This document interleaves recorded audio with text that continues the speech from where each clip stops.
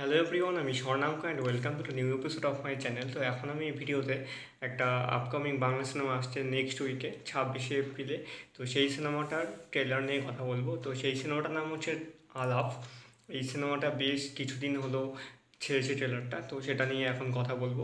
তো এই সিনেমাটার গল্প লিখেছে এবং পরিচালনা করেছে হচ্ছে পূর্ণেন্দু বিকাশ সাকি এবং চিত্রনাট্য লিখেছে হচ্ছে পদ্মনাভ দাশগুপ্ত। এই সিনেমায় লিড রোলে রয়েছে হচ্ছে আবি চ্যাটার্জি, মিমি চক্রবর্তী, দেবপ্রিয় মুখার্জি, স্বস্তিকা দত্ত, কিঞ্জল নন্দ, তন্নি লাহারা সহ আরও অনেকে।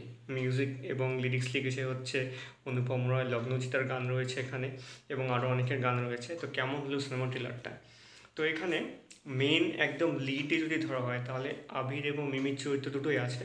তো তাদের দুজনেই একটা বড় সেক্টরে, আইটি সেক্টরে জব করে। তার মধ্যে আবির এর ক্যারেক্টারটার যে জব আর মিমি ক্যারেক্টারটার যে জব, দিনে একজনের রাতে একজনের।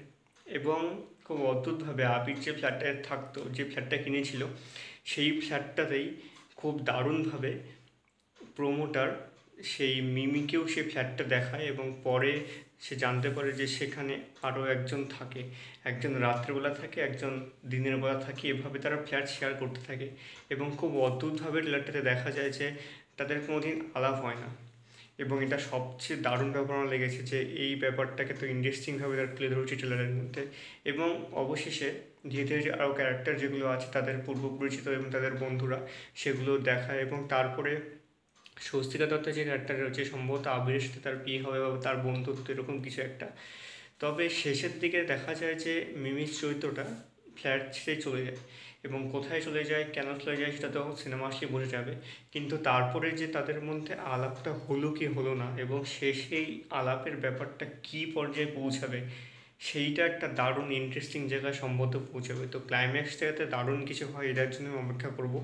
এবং ট্রেলারটা আমার যথেষ্ট ভালো লেগেছে, ব্যাকগ্রাউন্ড মিউজিক খুব সুন্দর, এখানে গান রয়েছে, গানগুলো তো অবশ্যই দারুণ হবে সেটা তো বোঝাই যাচ্ছে। ক্যামেরার কাজ ভালো হয়েছে এবং দেখতে তো নর্মাল রয়েছে, লুকের মধ্যে এমন কিছু এক্সপেরিমেন্টাল ব্যাপার নেই, এই ধরনের সিনেমায় লাগেও না।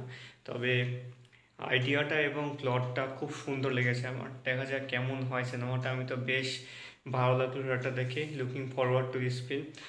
তো এই ছিল আমার রিভিউ। ভিডিওটা ভালো লেগে থাকলে অবশ্যই লাইক, কমেন্ট, শেয়ার এবং সাবস্ক্রাইব করে দিও।